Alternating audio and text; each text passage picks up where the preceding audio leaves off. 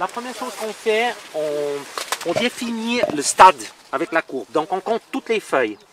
1, 2, 3, 4, 5, 6, 7. Vous voyez, c'est la dernière qui a été touchée par la grêle.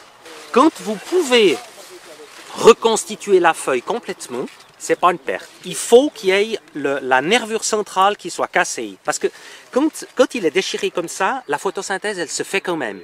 La floraison. Quand on est à floraison, ben, ça veut dire que là, actuellement, on a découvert 20% de feuillage détruit, ben, ça ferait 20% de perte de rendement.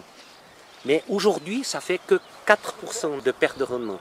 Puis comme on a une franchise de 10, tout ce qui est en dessous de 10%, c'est pas pris. 40, 30.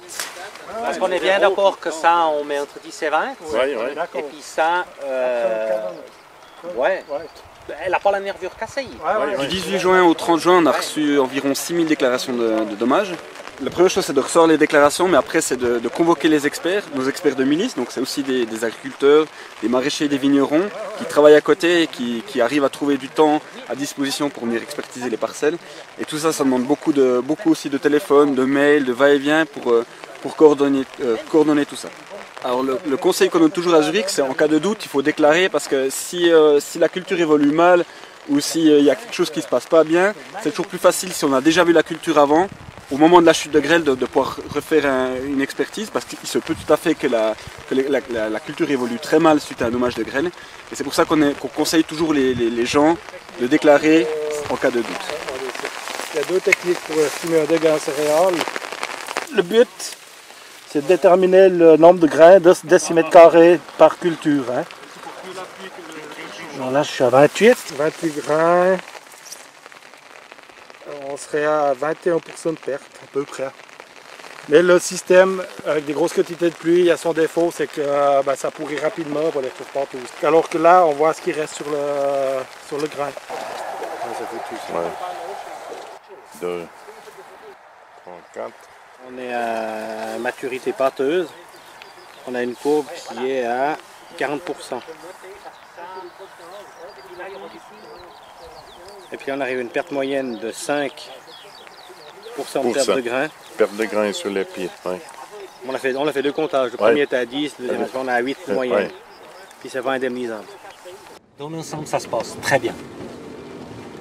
On vient pour apporter de l'argent, pas pour leur piquer, donc en général, on est bien accueillis.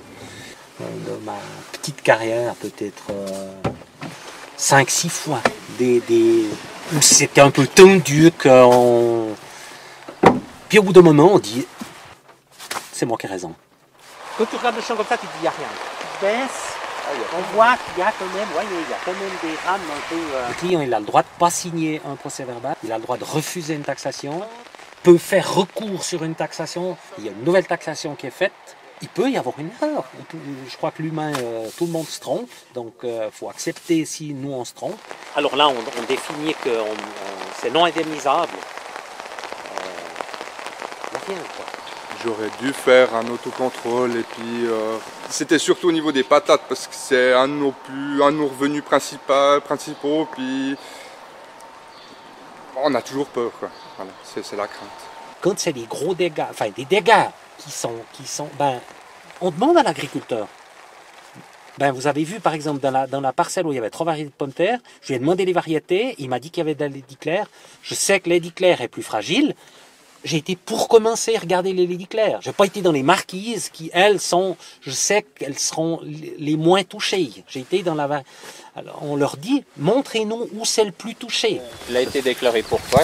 Grêle ou inondation? Inondation. Donc on est bien d'accord que là, cette partie du champ, il n'y a pas de dégâts, je veux dire. Alors soit on partage la parcelle, puis on dit... Il y a 30% de la parcelle qui est beaucoup touchée, puis 70% qui est nettement moins touchée, puis on met 2 taux, ou bien on calcule un taux moyen. Il y a plusieurs techniques. Si on explique bien aux paysans, il n'y a jamais de problème. Il faut juste, la base d'une bonne expertise, c'est expliquer ce qu'on fait.